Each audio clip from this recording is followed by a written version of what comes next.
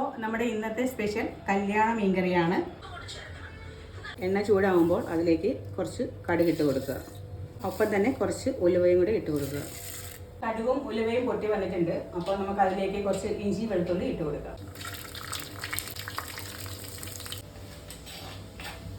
വെളുത്തുള്ളിയും ഇഞ്ചിയും ആയി വന്നിട്ടുണ്ട്. ഇത് ഒത്തിരി അങ്ങ് മൂക്കൊന്നും വേണ്ട. ഒന്ന് നിറം മാറി വരുമ്പോൾ അതിലേക്ക് നമുക്ക് മുളക് പൊടി ഇട്ട് കൊടുക്കാം. ആവശ്യത്തിനുള്ള മഞ്ഞൾപ്പൊടിയും കൂടെ നമുക്ക് ചേർത്ത് കൊടുക്കാം. ഇതിലേക്ക് നമുക്ക് തിളച്ച വെള്ളം ഒഴിച്ചു കൊടുക്കാം.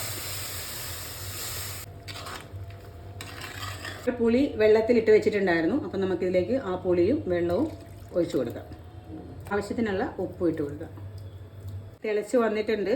അപ്പം നമുക്ക് ഇതിലേക്ക് മീൻ ഇട്ട് കൊടുക്കാം. നമ്മുടെ കല്യാണ മീൻകറി റെഡി ആയിട്ടുണ്ട്. നമുക്കതിലോട്ട് കുറച്ച് ഉലുവാപ്പൊടിയും ഇതിലേക്ക് നമുക്ക് കറിവേപ്പിലയും കൂടെ ഇട്ട് കൊടുക്കാം.